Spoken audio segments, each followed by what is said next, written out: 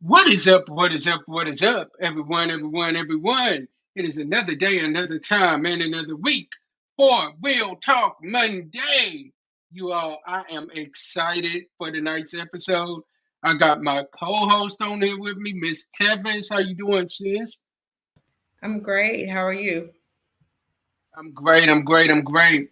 We have some more powerful guests on here with us on tonight, which y'all will get to know very shortly. But y'all know how we start Real Talk Monday. It would not be Real Talk Monday if we did not start the show off with a little bit of the theme song. So as this theme song is playing, what I want you to do is tag everybody, tag somebody, and let them know that Real Talk Monday is on. Let's What go. is up? What is up? What is up? Everyone, everyone. It is another day, another time, and another week for We'll Talk Monday.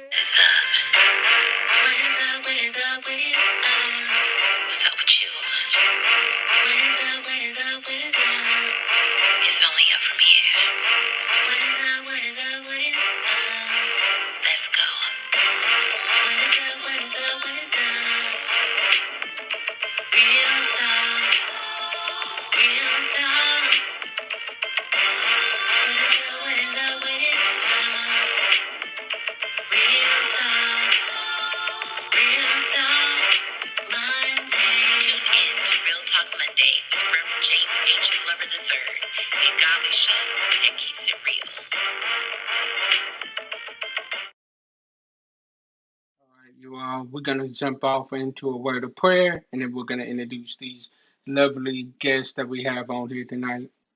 Let us pray. Dear Lord Heavenly Father, we thank you for this day. We thank you for everything that you have done and all that you are continuing to do for us in our lives. We'd ask you right now, Lord, to bless this show. Let something be said or let something be done that is a help to somebody on tonight.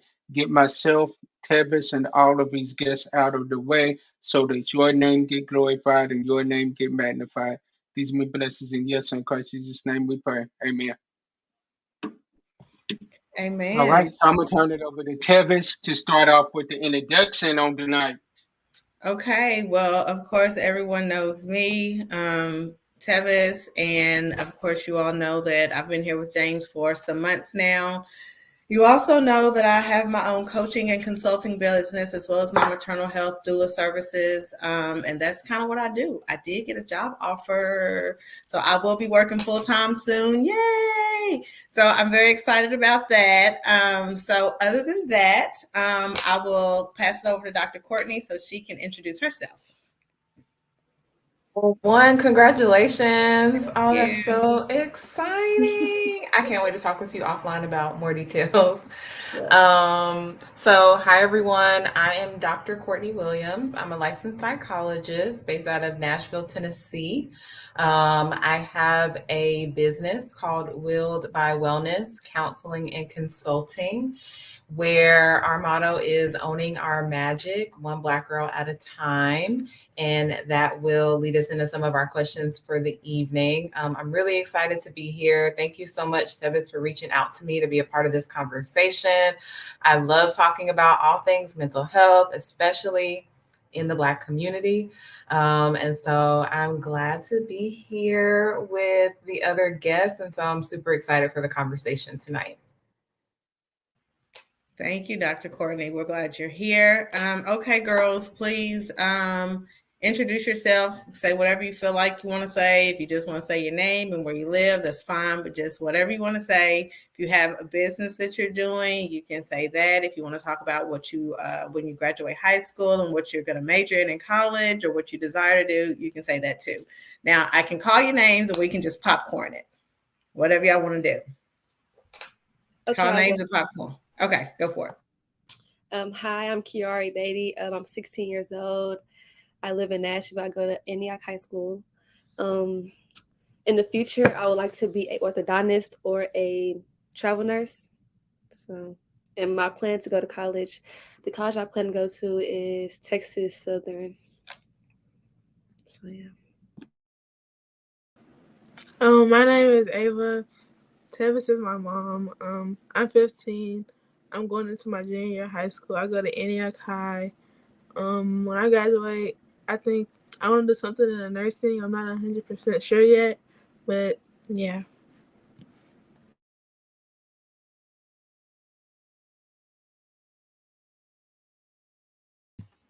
My name is Michaela Smith. I live in Bowling Green, Kentucky, and I go to Greenwood High School.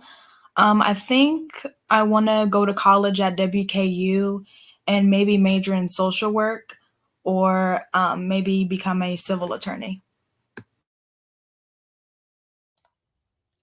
Hi, I'm Ariana. I'm 16 years old. I don't know where I want to go to college, but I think I want to do something in like the business part, but I don't really know yet. Awesome. Thank you, girls. You definitely are on the right track. So I wish you guys an abundance of success for sure. As always, I give a disclaimer. The topics that we choose to talk about are topics of choice. Our experiences, in no way are we trying to say our views are right or wrong. However, some things that we do talk about, statistics and studies are proven by way. However, we do hope that people grow and learn from our podcast. So we are going to get into this topic. We titled this show Mental Health Monday. And what we are going to talk about is Black Girl Magic and how teens view mental health in our community. Mental health is extremely important in many capacities. My last job, we were definitely working on how to dismantle the stigma around mental health in our communities. Oftentimes we talk about how, if God can't fix it, nobody can. But like I tell everybody, God puts people in places and positions and jobs for a reason. We trust our doctors and our teachers and our lawyers, right? Why are we not trusting therapists and psychologists, counselors and coaches to be a support to our community, right? So we are going to get started. Anybody knows me knows that I am all about Black Girl Magic, Black Girl Joy, Black Girl everything. I have videos of Ava when Black Girl Magic first came out talking about she's a Black girl because she rocks in her little 2 or 3 year old voice. So this is how I've definitely raised her. So we're going to get to the questions. I will start, I guess, with the first question. And girls, we can popcorn it, right? And you guys answer, with true authenticity. So the first question, when you hear Black Girl Magic, what do you think of? When you hear Black Girl Magic, what do you think of? When I hear Black Girl Magic, I think of being able to be in the skin that you're in, loving every part of your body and mind, emotionally, physically, all of that. Okay.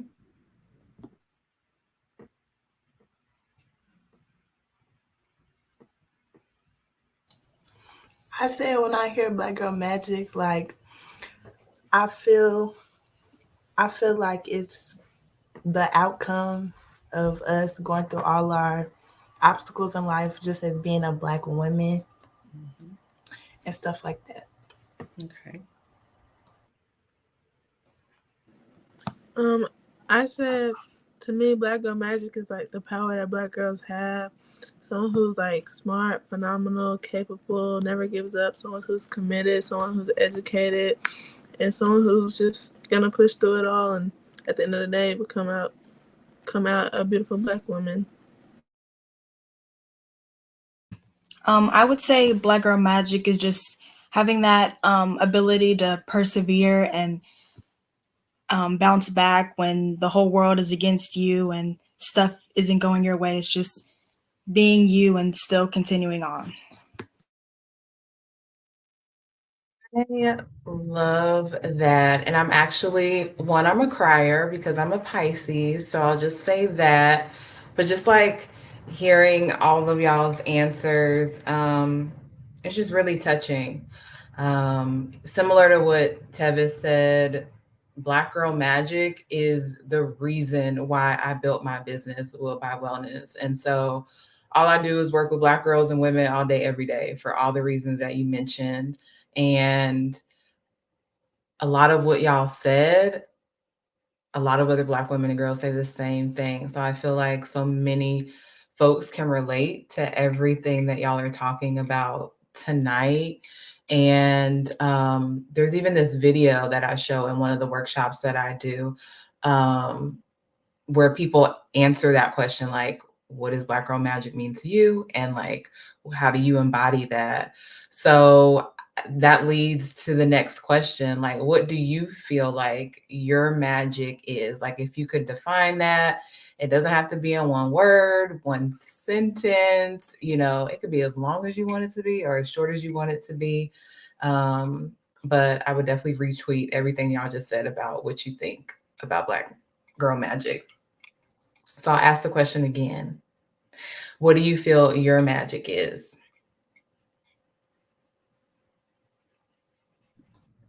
I guess I'll just start today, I guess. My Black Girl Magic is the gifts that God gave me, like playing softball and being able to dance and loving every part about me. So You gotta tell me, what's your like go-to dance? Because you know, I'm still trying to learn the Tamia dance, you know. So if you can help me with that, I was trying to learn that over the break, over the holiday. It just won't. It won't click. I don't really have a go-to dance, but the most dance I've been doing now is praise dance. So yeah. For me, I said my Black Girl Magic is like my helping heart, my nurturing spirit, the commitment I have to people, my curiosity, because I've been curious about everything since I was little, my dedication, and my intelligence. You sound like me, because I ask 1,000,001 questions all the time. I'm always like, but why though? But why? But why this? Why? And my parents and even my friends' parents always be like, Courtney, you don't need to know everything all the time. But so I really relate to that, Ava. Yeah, my niece and nephew used to call her repeats when she was little, because she would ask a question and we would answer it, and then if she didn't get the answer she wanted, she'd figure out another way to answer it, and they're like, "You're asking the same question," so they just kept calling her repeat for a very long time. So I told her one day that being inquisitive will take her far, for sure. I would say my Black Girl Magic is just like remembering who I am and like not letting anyone try to change me to fit their standards or try and belittle me. Is just staying true to me. I think that is very important, especially it always has been, but being that you all have everything at you all's fingertip right now by way of social media, your phones, your tablets, your computers. So many times our young people, even old people, I can't even just say you guys, get caught up in trends, get caught up in body image, get caught up in trying to be or look or dress a certain way, right? So being confident, this is something I always tell Ava, being confident in who you are and knowing who you are will take you far, right? We're going to always have people that's going to like us and love us and dislike us and hate us, unfortunately. But as long as you can stay true to you and be confident in who you are, your light's going to always shine, for sure.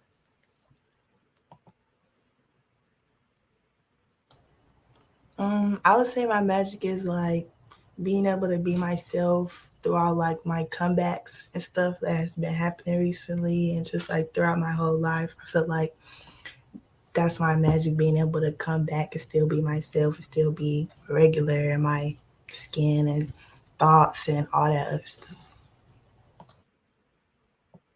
I love that. And I feel like I'm gonna answer this question too, like if y'all was asking it to me, because I think that one thing that we do a disservice to Black girls in particular is like to be humble. And I'm like, no, Own your stuff, own your strengths, own the things that you do well, own your magic, and just live in that. I am all in the like take up space, take up all the space, right? Especially as Black girls, soon to be Black women. And so sometimes it's easier to talk about like the critical things about ourselves, like the things that we're doing wrong or could be doing better, or like we can be our own worst critic sometimes, a lot of the time. So I really love this question and this conversation because we get to really highlight our strengths. I feel like we don't do enough of that. So I'm loving this conversation. And so if I were to answer that question for myself, I think my magic is a few things. One, I think I'm funny, even if no one else does. I love dad jokes, corny jokes. I love sarcasm. And, I think I'm funny too. I think I'm really witty, quick on my feet. One thing too, I'm also really persistent. And I think that that's certainly embodied in all the years I've been in school. I didn't give up. And it got me to where I am right now, owning a business, et cetera, et cetera. So if I had to highlight two things, those would be it.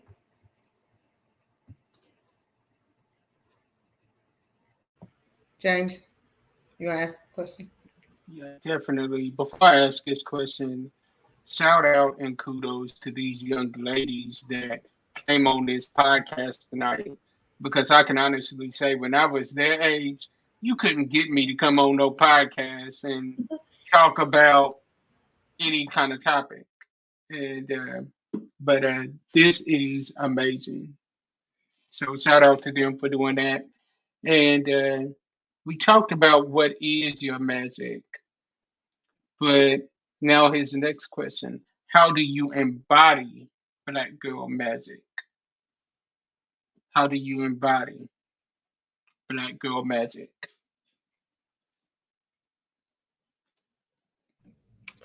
Hey, well, me again. I embody Black girl magic by owning who I am and not letting anybody tell me I can't do anything I put my mind to. Okay, okay. Um, I said I embody Black girl magic by like showing my natural hair, walking in confidence, my support, my belief in God, and the love that I have for my people. Yeah, my people. I would just say like staying true to myself and again not forgetting who I am or where I came from or what I believe in. I think I embody Black girl magic by just loving myself separately from everybody else because self-love is the best love. So Amen to that. All right, Tevis, it's on you. All right, girls. So the whole embodying Black girl magic, Ava and I had a conversation about this. What do you mean when you embody something? How do you embrace it? How do you take it in? How do you hold on to it or let it shine out, right? And as a 45-year-old woman, there's still challenges. I know that Ava and Kiari and Ariana have went through what they've went through their sophomore year of high school, which was crazy. But then I remember having a conversation with Ava saying it don't just stop in high school. And then a situation happened on my job with grown women, and I was the youngest, right? So when my CEO looked at me and said, why haven't you stepped into like who you are? Why haven't you just stepped into it? Well, I found that sometimes being 100% me, people take offense to that or become intimidated by it, right? At this point in my life, I don't care.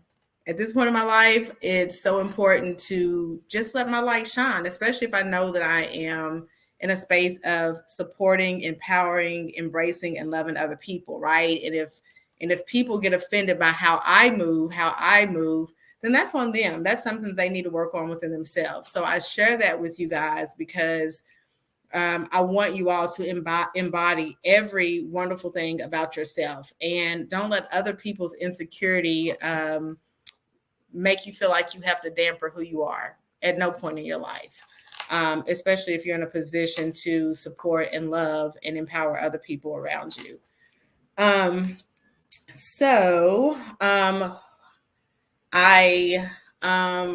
kind of want to, I know this wasn't just like a question, but I want to know, when you hear self-image, what do you think of when you hear self-image?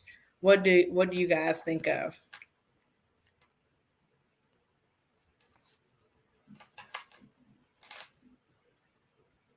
I threw a monkey wrench because I know that wasn't one of y'all's questions, but self-image, what do y'all think?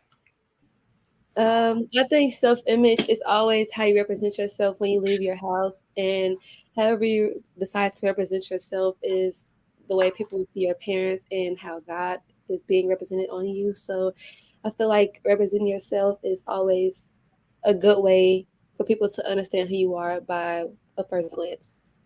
Okay. I basically agree with everything she just said. So like, yeah, self-image is the way you view yourself and how everybody else views you, and how everybody else views you it matters on how you take in God and how your parents do with you.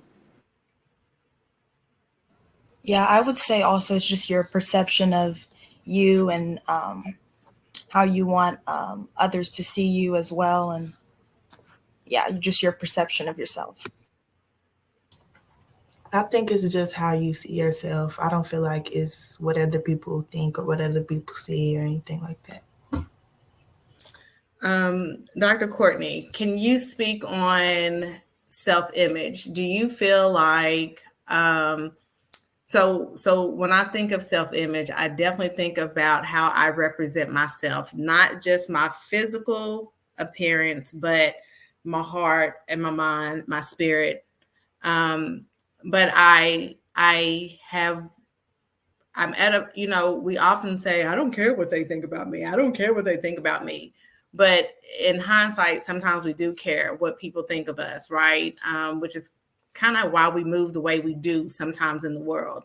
So when it comes to self-image, but also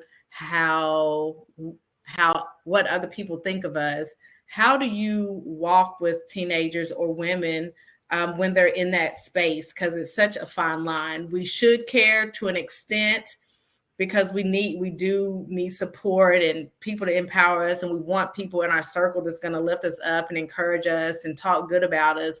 But also, we don't need it to be to a point to where it's going to like hurt us or make us lose confidence in ourselves and all that stuff. I know I said a lot, but hopefully you. I got you, or at least I think I got you. And if I don't got you, then you could tell me that I don't, and we could clear it up. But no, I think that's a really good point, and I think that's really honest to say that, yeah, still at our big ages, that things that people say or sometimes other folks' opinions do matter, whether or not we admit it out loud or not.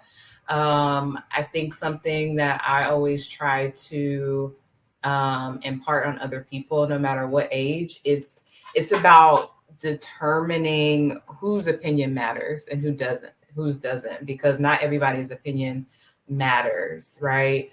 And I think we can get bogged down by all the noise because there's so much influence everywhere, like social media, TV shows, trolls on social media, people at school, people in your family, outside your family, everybody. So it's important for you to discover for yourself, like whose opinion really does matter to you. And it's not everybody's. And I also agree with the things that y'all have said. So in terms of what is self-image, I do believe that self-image is you, like what you feel about yourself as a whole. But I do believe that is influenced by external factors. And so I think back to my doctoral research. So I'm a mixed methodologist where I'm pulling qualitative data, but also quantitative data together to tell a story of basically to tell a story. I want to hear not only what the numbers are saying, but what is the story behind the numbers. And so I completed a research study with similar conversations to this. And so it was in a focus group setting. And one of the questions that I asked was, how did you come to know that you were beautiful? And so a lot of the responses were, my mom told me, you know, my dad tells me every day, you know, I hear my sister saying X, Y, and Z. And so it's those messages that are instilled over time in us that help shape our self-image one way or another. And then I think the older that you get, the more you start to discover what are the things that you're going to take and like keep with you, and what are the things you're going to like let go of and like that just don't align with what you believe that you are. So that is my 2 cents. I hope that answered your question, Tevis. It did, and you can ask that question that you actually just spoke on. Yes. You did. So again, another curveball, y'all. So the question that I asked, you know, years and years ago when I was doing my research was, how did you come to know you were beautiful? So if you all were to answer that question for yourself now, what would you say? How I came to know I was beautiful is my mom always telling me how beauty is within yourself and not how people perception is of you, I guess. So however you view yourself, and when you look at yourself in the mirror, however you view yourself, then that's how you will pour out into others. I know I was beautiful because my mom and my family always poured into me, telling me how smart, beautiful, kind, and intelligent I was. And just growing up, that's all I ever heard, as well as my mom. Most mornings we do affirmations to let us know, like, talk to ourselves and keep the word in our head and allow us to walk around with our head up.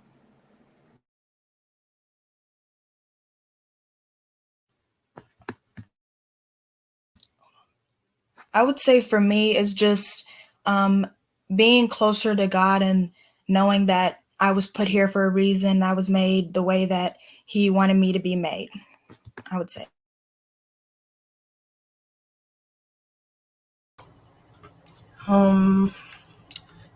I came to know that I'm beautiful because, well, I don't know really.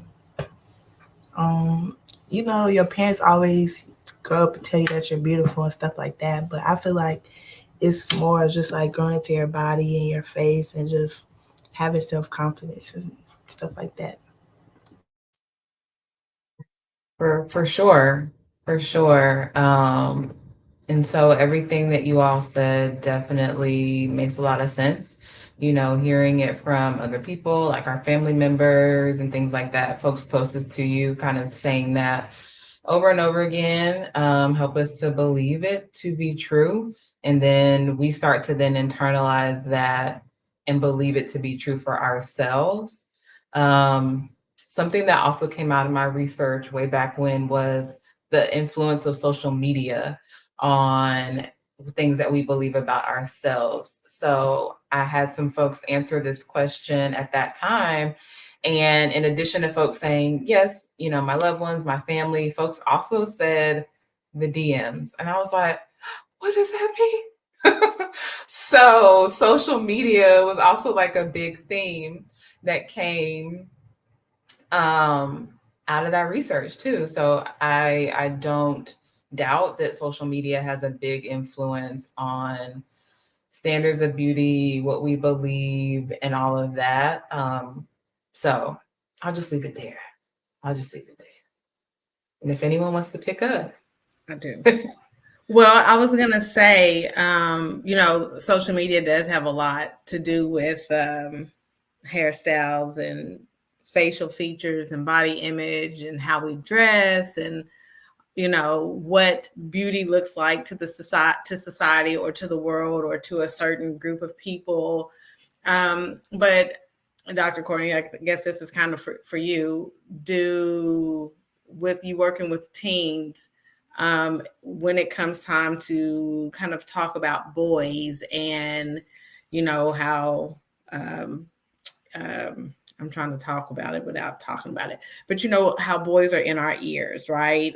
Is there any advice that you give your teenage girls when it comes to whether they're dating because they can, because their parents allow them to, or they just have guy friends, whatever that case may look like? Is there any conversation that you have with the teenagers that you talk to when it comes to boys and clarity in, when he's just a city slicker trying to get what he wants versus a true, genuine boy, and how you should kind of use discernment to kind of filter through those conversations? So I think one thing that makes me unique in my role is that I'm not a parent. So the way that I connect with teens is going to be different than how parents are going to connect with teens. I think parents oftentimes can come from a advice giving, let me tell you from my experience perspective, and that's not how I come. I think, one of the, well, I'm not going to speak for all therapists, but I know that there's a lot of therapists out there, just as a standard, that do not give advice for different reasons. But what we do is help, in this case, teenagers kind of explore like their decision-making process, their values. And that's essentially what I would do in this case, to help understand what those things look like for them. I think it's also important for me to know kind of what the messages and expectations are among the family unit, because that is naturally going to influence how the teens that I work with are moving. And I think for me, when I'm having these conversations with my teens that I see, it's a delicate balance of also having conversations with the parents too, because I want to be able to invite candid conversation with teenagers while also understanding that they're minors. But confidentiality is such a big component to just therapy. And so for me, I think it's important for me to have that conversation from the beginning to understand kind of what the limits and bounds are going to be for the conversations that we have, by having that conversation with the parents too. But for me, it's also helping the parents to have an openness and a willingness to be transparent, to be vulnerable with these conversations too. Oh, I'm reading the chat. I'm getting distracted. Nope. Stay focused, Courtney. Stay focused. So it's also a lot of conversation with the parents too, around how to even navigate these conversations with their teens. Because sometimes it's the parents' approach to the conversations where they feel like they're not getting much movement and they don't really know what's going on. It's because the approach needs to change. Okay, thank you. So I think we will step into a little bit more of the mental health conversation. James, if you would like to ask the first question. Yes, ma'am. So let's get into this mental health discussion on tonight. What do you know about mental health? What do you know about mental health? Something I know about mental health is something that people go through throughout the U.S. and people seek help sometimes or not. People go through emotional, physical, and spiritual, mental health. Some people go through like different things, I guess. Okay. For me, what I know about mental health is that it plays a big role in a whole bunch of people in the world now, especially as teenagers, and it's like very important and very like you need to be aware and be focused of yourself, the people around you, especially the ones that you're close to and you love, because it plays a big role now. Yeah, I would say it's just mental health is like it's very crucial and important, especially for like growing teenagers as well as adults.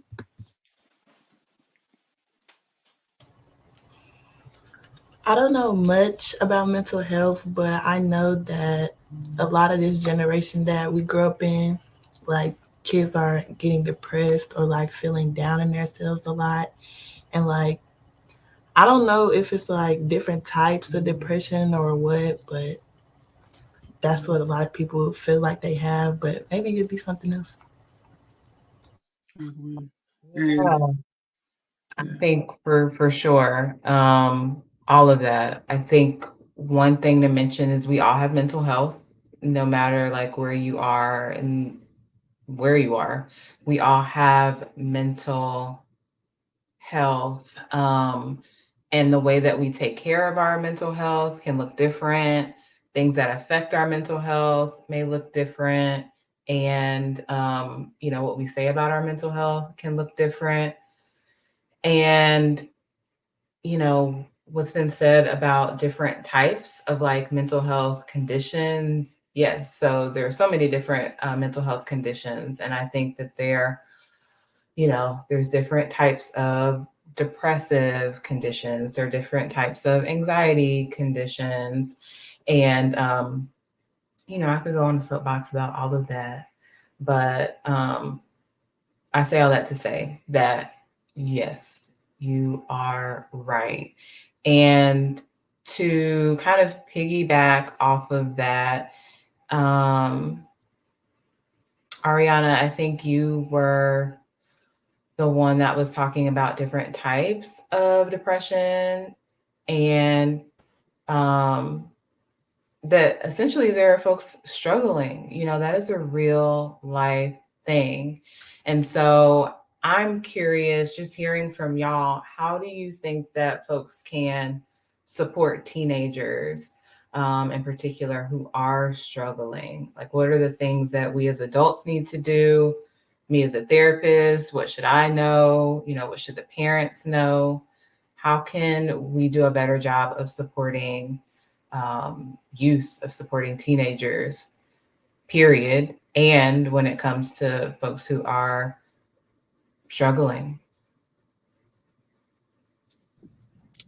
I say that y'all can help us with like having places for us to talk to people about like I don't know like things that's like calming to us, that's like second nature to us, like we're easy to adapt to you and you're like we know that you're able to receive what we're saying, and able to understand what we're going through instead of just saying like we're kids or something. Like you really can understand and you can actually feel it through you too, that how we feel. I would say it's either you can or you can't help, because some people they don't want to be helped. At the same time, even if you try to help, there's certain people who like me, for example, like I don't like.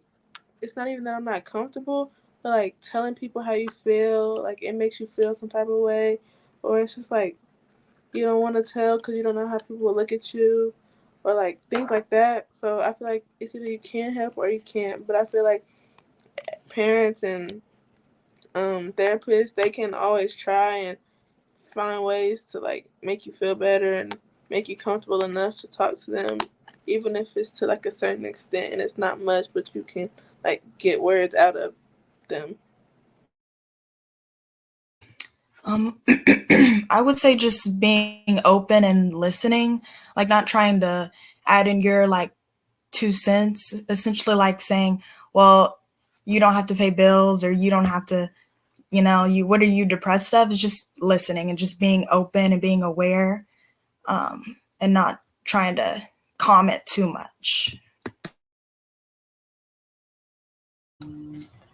I feel like y'all can help us by just having a friend. Really, like that's really just having a friend. To be real, being able to talk to somebody without having to hold nothing back or no walls or boundaries. Just being able to talk freely and talk about anything and how I'm feeling, any time of the day. Like a mom, really. Yeah. Everything that you said, what I heard in synergy among all four of y'all was, I want to be heard, right? Like, I want to be heard. And that seems so small, but it's so big, because sometimes we listen to respond, right? As adults sometimes, and we don't really hear what's going on. And so, yes, feeling heard. And also what I heard you say was feeling validated, because sometimes it's easy to dismiss a teenager's concerns as being minimal because they don't have they're not out here adulting or whatever. And so I think that, for sure, we can do a better job of validating y'all's experiences, letting you speak your truth, and letting your truth be your truth, no matter what it is, and not clouding it with like our own perception of what it should be. So I hear y'all loud and clear. And that's like an ongoing theme that comes up in a lot of the work that I do with Black women and girls from age 13 all the way up to, older than your moms. And so what I hear every client say is the reason that they come to see me is because they're not feeling heard, they're not feeling validated in the other spaces that they're in. Yeah, definitely the common denominator between each of you guys is wanting to be heard. And I can speak from a mom perspective that, yeah, sometimes we don't get it right. Sometimes we spaz out and then we come back and try to have the conversation. And sometimes you guys are like, nope, I tried. I'm shutting down. I don't want to talk about it, I think each relationship with mom and daughter is different. Abe and I have learned to create boundaries. We fall short sometimes, but we try to revert back to them. And the main thing is listening to each other, right? Showing her respect, her showing me respect. A big conversation we had just last week, is sometimes I think that you guys feel like we should treat you guys as equal. Respect, yes. Love and many things, but we are 35 and older for a reason, because there are things that we have experienced in our life that maybe you all haven't. We do have advice sometimes just to be able to give you guys a guiding light, not telling you this is how you should do it, right? But there's not going to always be that equal ground. We are mom for a reason. We had you guys, you all didn't have us, right? Not that you all have to take our advice. We do hope that you do take a lot of it, but that's just trying to save you guys. But me as a mom, I also know and had to acknowledge that you all have to make mistakes. You all have to learn, right? We can't always save you guys from everything. But what I want to get right is making sure that I always hear you guys, right? When you guys talk to me. Y'all know I fuss. Y'all know I can be loud and crazy and silly and not so happy sometimes with some of the things that you guys do. But at the end of the day, my hope and prayer is that everybody, all of you guys, are feeling comfortable enough to talk to me about stuff, right? I know I'm considered the overprotective mom or the mom that does too much, but at the end of the day, it is for y'all's safety, right? I know that I had a mom that was a listener greatly. My mom was my best friend growing up. And I think that says a lot. And that was the same relationship that I wanted to have with my daughter, right? We love you guys so much that we want to protect you guys from so many things. And we know that we can't, right? And when you guys hurt, we hurt. But hearing that common denominator, you all wanting to be heard and not being judged, and sometimes needing the friend mom and not the mom, I can relate to that. You know, oftentimes I tell Ava I'm mom first and then friend, but there's so many people that hear us and see us talking like, oh, y'all have such a good relationship, y'all like friends, but she know I'm mama first, right? Because I have to be, right? I have to be mom first because that is the role, my first role for her. So sometimes to step back and think about how you guys say things to moms, right? How you guys approach situations with the adults that are in your life that love you guys so much. And I guarantee that they all want you guys to be honest with them, right? And I think the more that they feel that you can be, the lesser aggressive or angry they'll be when you start truly sharing some truths. So I think there has to be a great conversation between mom and daughters, or mom or dads and daughters, whomever your person is. There has to be trust, definitely between you guys. Thank you guys for sharing that. Thank you guys for sharing that. Dr. Courtney, kind of taking us back a little bit. What are some of the top maybe 3 or 5 mental health concerns do you see in Black teens right now?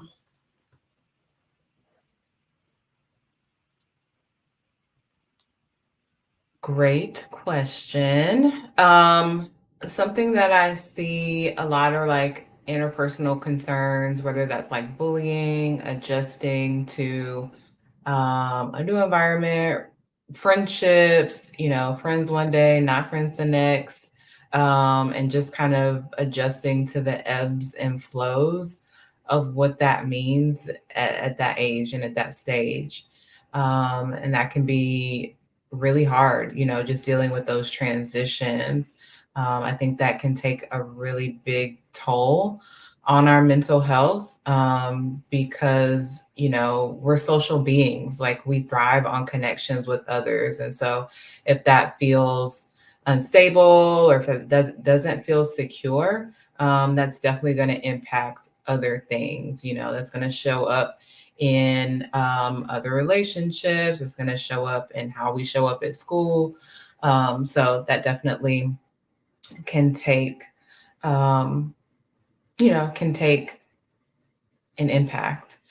Some of the other things that I see as well are depression and anxiety of different forms.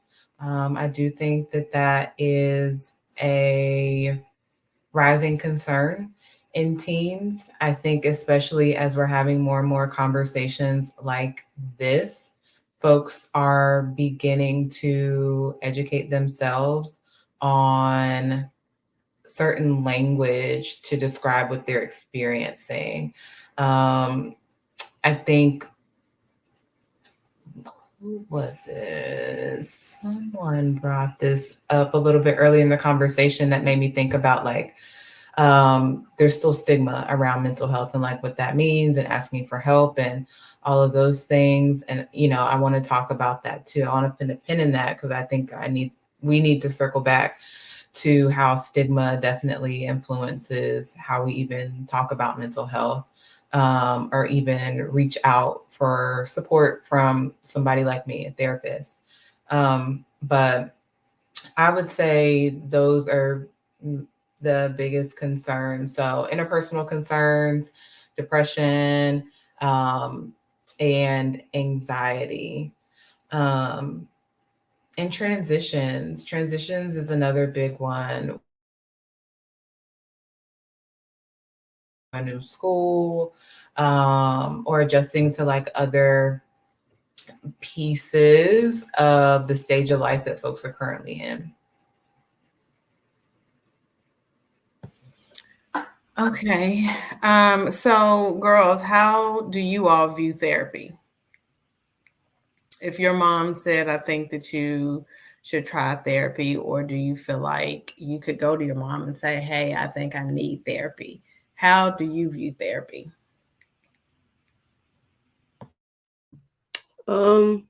If I was told that I was going to therapy, I would look at it in a positive way because everything has an end goal. So whenever I am not able to express to a family member or a parent, there's always somebody else to talk to that can help me anything that I need help in.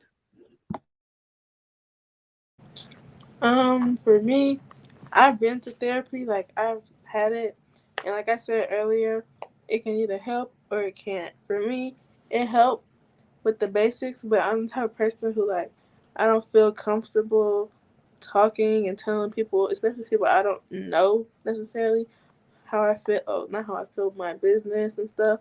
So like with the things that like is like you can just talk to people about. It was helpful because like she understood and she could help me like with like calming me and like a diet and stuff like that.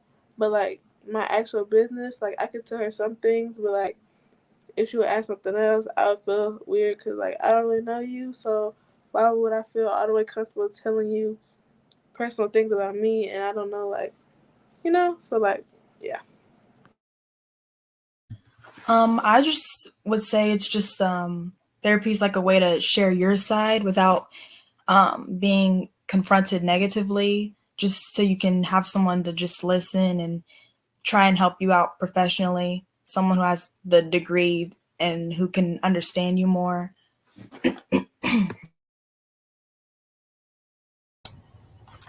I'm a little bit iffy about therapy because I feel like that's a lot, to be honest. I don't know what you do in therapy. I know you talk and stuff like that, but I wouldn't feel comfortable telling people stuff about me because if I was telling a therapist something, it's something like that really bothered me, like emotionally, all that. So I wouldn't feel comfortable telling somebody I didn't know. Yes.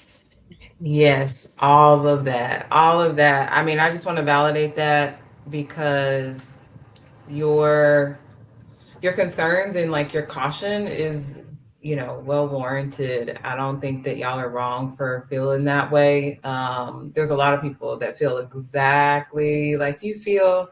Like, I don't know this person, why I'm gonna tell them all my business. And I think that's how a lot of people perceive therapy. Which is one of the reasons why I became a therapist. I think that there are a lot of different reasons why there is a mistrust in therapy. I think that there are historical components to that. I think that there are cultural components to that. I think that going back to what Tebas said a little bit earlier, there are a lot of myths about what therapy is or what people should be doing when they are distressed. Like, just pray it away. Or, you know, there are different things. I'm not going to go into all of them.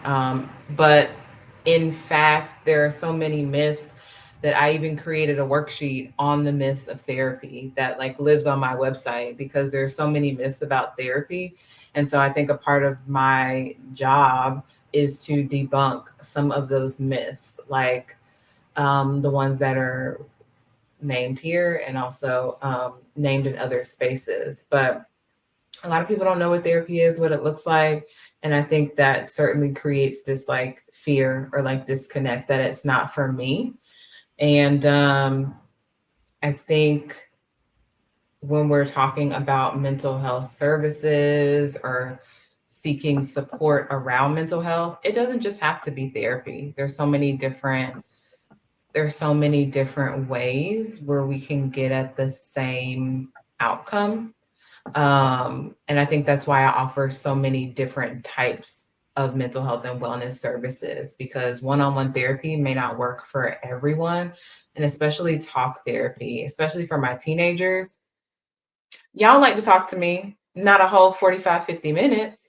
So it's definitely being creative, using a lot of expressive arts. I don't like talking at you.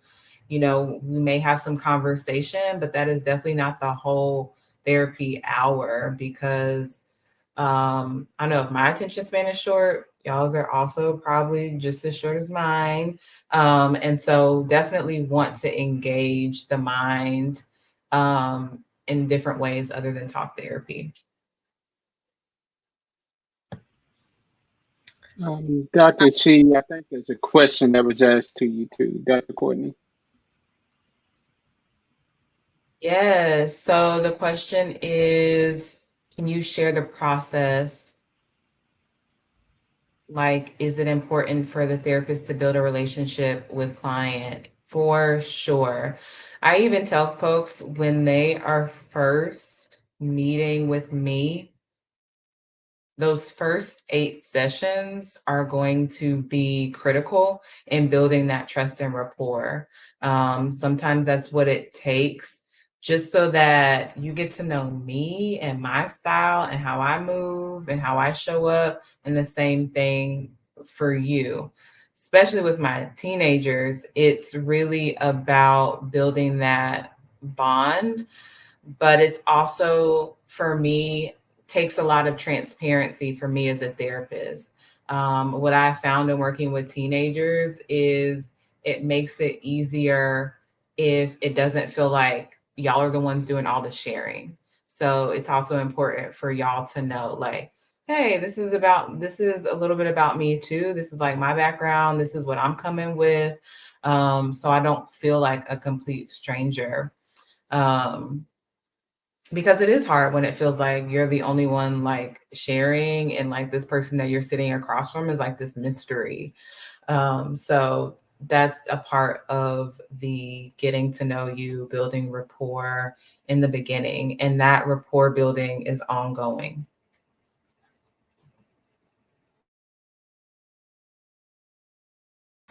Okay, we are coming down to the end. I'm going to shoot down to the multiple choice questions, um, just to kind of loosen up a little bit.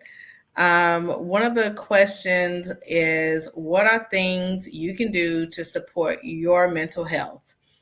A, pray and meditate. B, do things you enjoy. C, ask for help. D, none of these. E, all of these. E. I agree with them. I agree. As Okay. Another one is, what are things you can do to make sure you remain confident in your Black girl magic? A, affirm yourself daily. B, surround yourself with like-minded teens your age.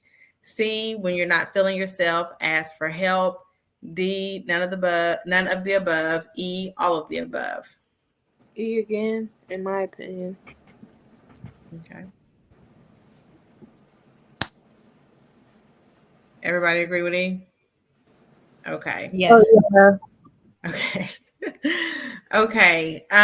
So I know y'all's time, teenagers, is precious. We could keep going for real for a little bit longer. And I don't know Dr. Courtney's schedule, but me and James sometimes run over. However, I want to keep us in our hour, as I promised you guys.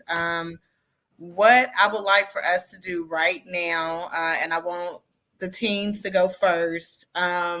If you had a friend that was experiencing a crisis and they came to you for help and support, I don't want to really give a scenario because I think it'll drag us out a little bit longer. But if they had a mental health crisis, how would you support your friend? Like, truly, how would you support your friend? Well, I did have a friend that struggled with mental health issues, and I was just comforting. I would check on her every day. I was with her every day. So I just was the person that she didn't have that she wanted to talk to. I was just that shoulder for her to cry on, talk to, etc. For me, I feel like if a friend was to come to me, I feel like if they came to me specifically, that means a lot. So I know that I need to be there. And like I said earlier, I'm like a caring person. I can feel what other people are feeling and stuff. So like, if they came to me, I'd make sure that I was there and allowed them to get whatever they needed to get off their chest off, and I would try to comfort them and help them to feel better, like just like make it better in the best way possibly that I can.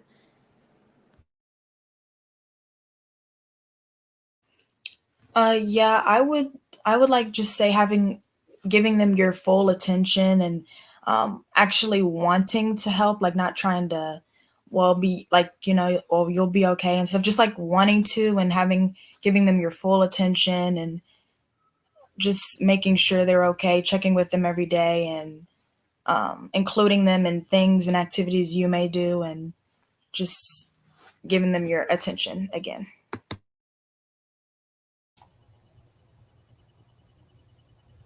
I would just try to be the person they need me to be there.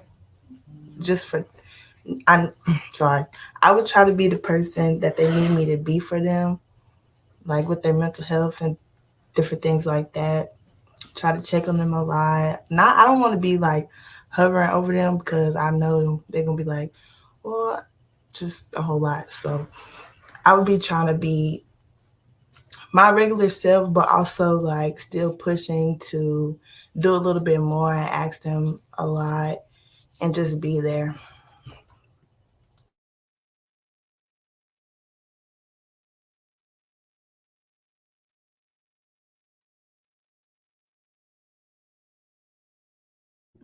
You're muted. Tevis, you doing a daisy. Thanks. Dr. Courtney, do you have any last words of support or advice, or even if you have a question, anything that anything that you wanna say? Yes, one thing that I do want to speak on is you all, just in the short time that I have gotten to know you, all seem like really self-aware, compassionate, and caring girls. And so this question about like how do you support a friend in need, I think is so important. And so I would imagine that you all would try to show up in the best way that you can. And while doing that, I also want you to hear that you don't have to do it alone. You know, if there is a friend, I would hate for you to feel like you have to be the sole support or like secret keeper or like carry it all on your shoulders. Um, and I think that, you know, mental health crisis, that comes on a spectrum. It could be from someone being stressed out to someone having like active thoughts of suicide. So it could be any of those things. And so I think, especially as I imagine the suicide prevention work that I've done, things like that, I strongly, strongly recommend that you do not keep solely to yourself, especially if you do know that there is someone in need in that way. And that is not your responsibility to hold that all on your own. That's why that there are people like me who are trained in suicide prevention and risk assessment and things like that, so that you don't have to do that alone. I know sometimes it can be the easiest point of contact to have someone like a friend reach out in that way. But I really just want to say that out loud, especially as y'all being growing Black women. I think sometimes that we are socialized to do is like to carry it all on our shoulders. And so I want to like interrupt that narrative that you have to do it all yourself.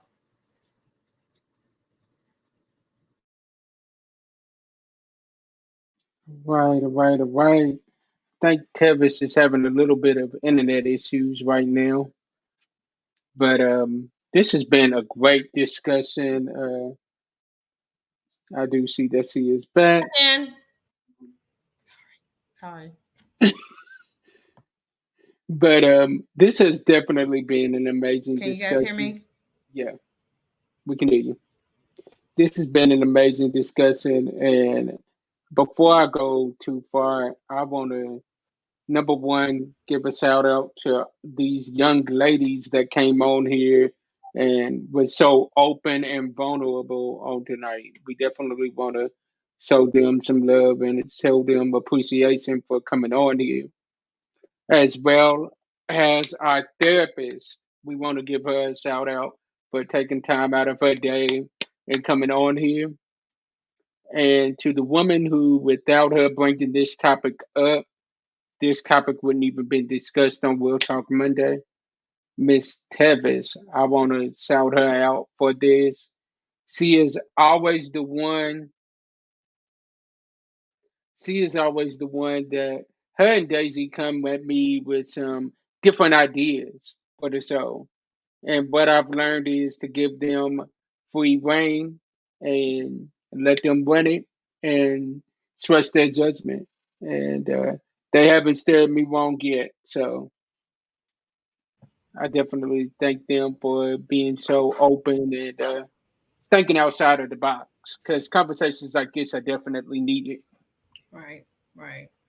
Well, thank you. Thank you, James, again, always for the platform to be able to share my thoughts and my experiences. Dr. Courtney, I'm thankful that I met you.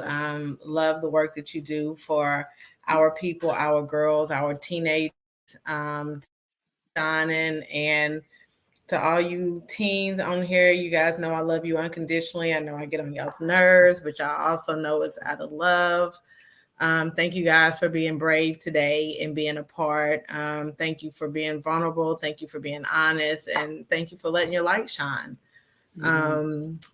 If there's not anything else, I guess we can wrap it up.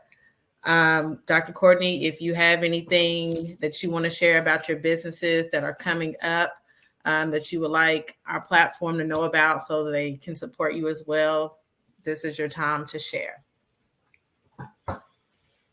Yes. And I put this in our private chat, but I also want to share out loud, like, this was the best part of my day. Like, literally, I really enjoyed this conversation. And so just to share a little bit about my business, it is called Willed by Wellness, as in strong willed by wellness. And if you want to follow me on Instagram, it's at Willed by Wellness LLC. Instagram, Facebook, and LinkedIn. I do also have an IG live series. It's coming up starting next month. It's called Candidly Court, where we are having uncensored conversations around the lived experiences of Black women and girls and mental health just in general. And Tevis is actually going to be our first guest next month. So don't forget to follow me on Instagram at Willed by Wellness LLC. And Tevis is going to be the first guest on my new IG live series called Candidly Court. Yeah. All right. So y'all make sure y'all tune in to that. Also, as we've already announced in previous episodes, We'll Talk Monday is nominated at this time for a Music Love Award. If you go over to www.musicloveawards.com and go to Podcast of the Year, you will be able to vote for us as many times a day as you want.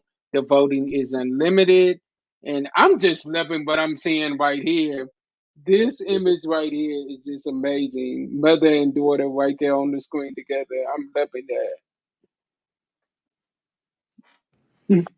Thank you. I'm thankful for each of you guys. As you all know, if you all know any mommies or families that are expecting, please send them my way. If you know any teens or any schools or programs that need to learn more about maternal health, please send them my way. If you know any early childcare programs that are needing a little bit more support by way of coaching and consulting, leadership, and organizational development, please send them to me because I'm still going to be working part-time. I got to keep the business going no matter what. So if you all know anyone in those areas, definitely send them to me for sure.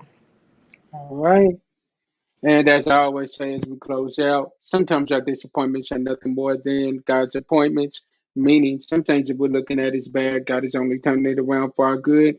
Stay blessed, be blessed, and be a blessing to someone else.